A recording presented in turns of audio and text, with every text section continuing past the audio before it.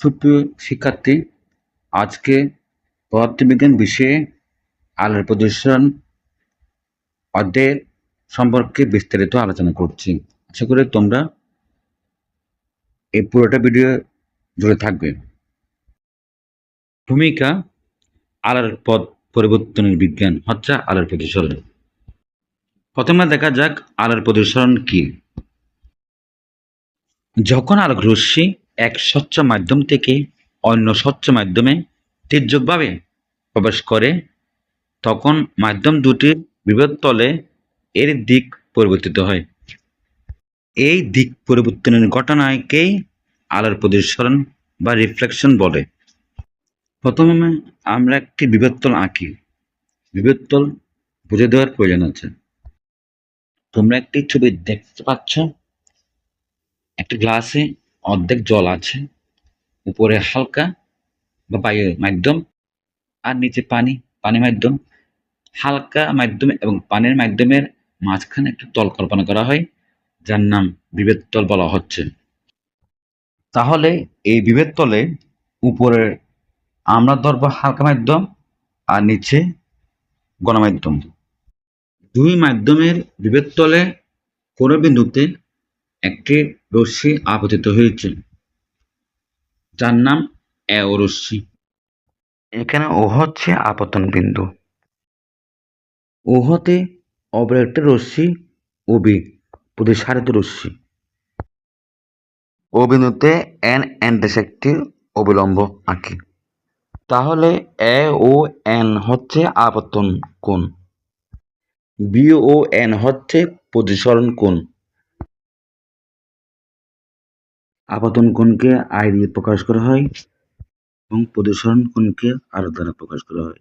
আলোক রশ্মি হালকা মাধ্যম থেকে ঘন মাধ্যমে প্রবেশ করেছে, সেহেতু আপতন কোণ প্রতিসরণ কোণের চেয়ে বড় হয়, অর্থাৎ প্রতিসারিত রশ্মি অবিলম্ব দিকে বেঁকে যাবে। এই আলোর প্রতিসরণ প্রত্যেক জীবনে আমরা প্রভাব দেখতে পাই। যেমন পেন্সিল বাঁকা দেখা, পানিতে আংশিক ডুবানো পেন্সিল প্রতিসরণের কারণে বাঁকা দেখায়। মাছের অবস্থান প্রতিসরণের ফলে মাছকে তার প্রকৃত অবস্থানের চেয়ে উপরে মনে হয়। লেন্সের ব্যবহার, চশমা ও ক্যামেরার লেন্সে প্রতিসরণকে কাজে লাগানো হয়। এখন দেখা যাক প্রতিসরণের মূল কারণ। বেগের পরিবর্তন।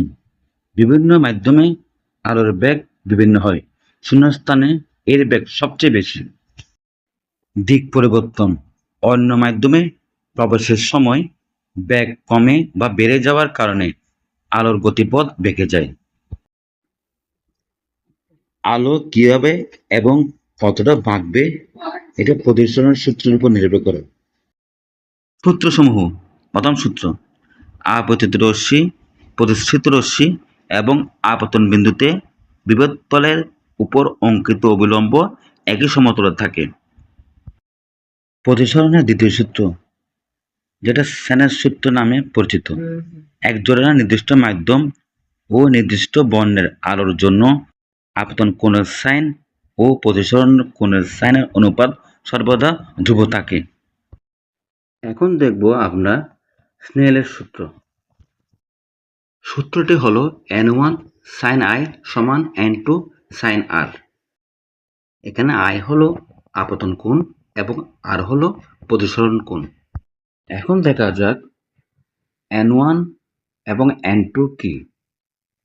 আলো যখন এক মাধ্যম থেকে অন্য মাধ্যম প্রবেশ করে, ধরলাম প্রথম মাধ্যম বায়ু, বায়ু থেকে কাচের দিকে আলো প্রবেশ করছে। যদি আলো বায়ু থেকে কাচের ভেতরে প্রবেশ করে, তবে বায়ুর প্রতিসরণাঙ্ক হবে n1 এবং কাচের প্রতিসরণাঙ্ক হবে n2। এই সমীকরণের মাধ্যমে জানায় যে আলো যখন এক মাধ্যম থেকে অন্য মাধ্যমে যায়, তখন তার দিকের পরিবর্তন বা বেঁকে যাওয়া ওই দুটি মাধ্যমের প্রতিসরণাঙ্কের উপর নির্ভর করে। এখন দেখা যাক মাধ্যমে আলোর বেগের তুলনা। বায়ুতে বেগ হচ্ছে 3,00,000 কিলোমিটার/সেকেন্ড। পানিতে বায়ুর বেগ 2.25 লক্ষ/সেকেন্ড এবং কাচে 2 লক্ষ/সেকেন্ড। অর্থাৎ ঘনত্ব বাড়লে বেগ কমে।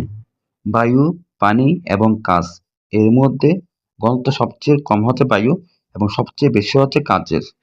প্রতিসরণাঙ্কের আরেকটি সূত্র আছে, সেটা হলো n=c/v, যেখানে c হলো শূন্যস্থানে আলোর বেগ, v হচ্ছে ওই নির্দিষ্ট স্থানে আলোর বেগ। যেহেতু এটা ভগ্নাংশ, উপরে বেগ নিচেও বেগ, তাহলে এর কোনো একক নাই। এখন সবচেয়ে গুরুত্বপূর্ণ আলোচনা হচ্ছে সংকট কোণ, ক্রিটিক্যাল অ্যাঙ্গেল। আবেদন কোণের মান যাই হোক না কেন, প্রতিসরণ কোণ 90 ডিগ্রি হলে সংকট কোণ সংজ্ঞা আকারে লেখা যায়: আলোক রশ্মি কণার মাধ্যম থেকে বিরল বা হালকা মাধ্যমে প্রবেশের সময় যে আপতন কোণের মানের জন্য প্রতিসরণ কোণ 90 ডিগ্রি হয়, তাকে ওই মাধ্যমের সংকট কোণ বা থিটা সি বলা হয়। আমরা দেখতে পাচ্ছি নিচে আপতন কোণ এবং উপরের অংশ প্রতিসরণ কোণ। নিচে আমরা আপতন কোণকে বাড়াবো, উপরে প্রতিসরণ কোণও বাড়বে। আপতন কোণ বাড়লে প্রতিসরণ কোণও বাড়ে। আপতন কোণ বাড়াচ্ছি, প্রতিসরণ কোণও বাড়ছে।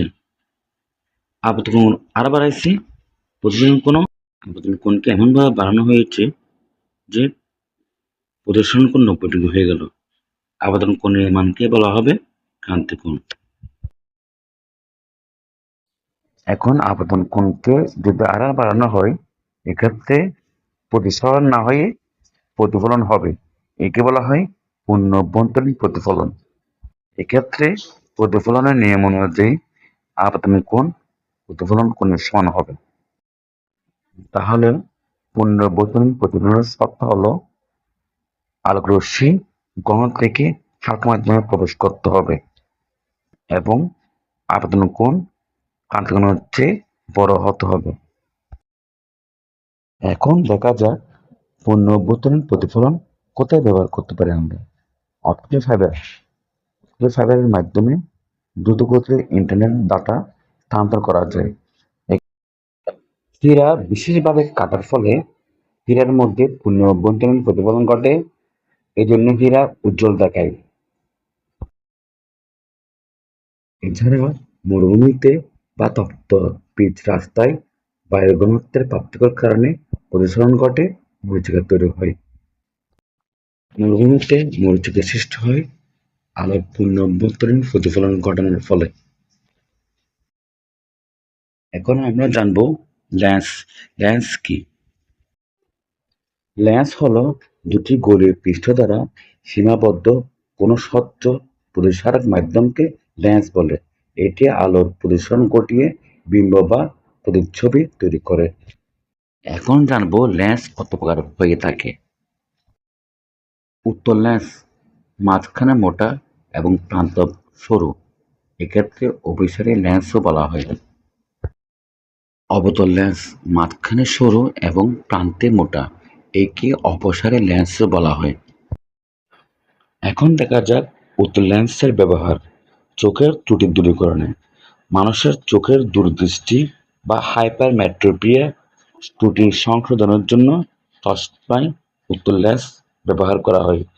এই ত্রুটিতে কাছের জিনিস স্পষ্ট দেখা যায় না, কিন্তু সহজে দূরের জিনিস দেখা যায়। উত্তল লেন্স ক্যামেরায় দূরবীক্ষণ যন্ত্র, বর্ণবীক্ষণ যন্ত্র, প্রজেক্টর আর রশ্মি নির্দিষ্ট জায়গায় ফোকাস করার জন্য ব্যবহার করে। এছাড়াও ছোট জিনিসকে বড় করে দেখা বা আতসী কাঁচ হিসাবে উত্তল লেন্স ব্যবহার করা হয়। এখন দেখা যাক উত্তল লেন্সের কিছু বৈশিষ্ট্য। এটি সমান্তরাল রশ্মিকে এক বিন্দুতে মিলিত করে, সাধারণত বাস্তব উল্টা প্রতিবিম্ব তৈরি করে। দৃষ্টি সংশোধনে হাইপারমেট্রোপিয়া ব্যবহৃত হয়। এখন আমরা জানব অবজেক্ট লেন্সের বৈশিষ্ট্য।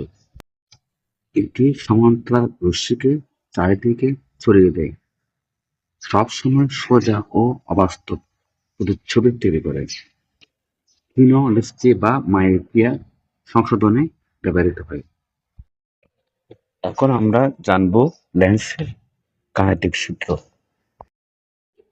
সূত্রটি হলো 1/f সমান 1/u প্লাস 1/b, যেখানে f হচ্ছে ফোকাস দূরত্ব, u হচ্ছে বস্তু দূরত্ব, b হচ্ছে বিম্ব দূরত্ব, m সমান u/v রৈখিক বিবর্ধন। এখন কিছু গুরুত্বপূর্ণ প্রশ্ন বলি। জ্ঞানমূলক আসতে পারে, প্রতিসারাংক কি, সেলের সূত্র লিখো। অনুধাবনমূলক প্রশ্নের মধ্যে আসতে পারে, পানিতে রাখা পেন্সিল কেন ব্যাকা দেখায়। প্রয়োগ এবং উচ্চতর দক্ষতার মধ্যে আসতে পারে, সংকট কোণ ও পূর্ণ অভ্যন্তরীণ প্রতিফলনের শর্ত। উপসংহার: প্রতিসরণ কেবল একটি ভৌত ঘটনা নয়, এটি আমাদের আধুনিক অপটিক্যাল ফাইবার প্রযুক্তির ভিত্তি।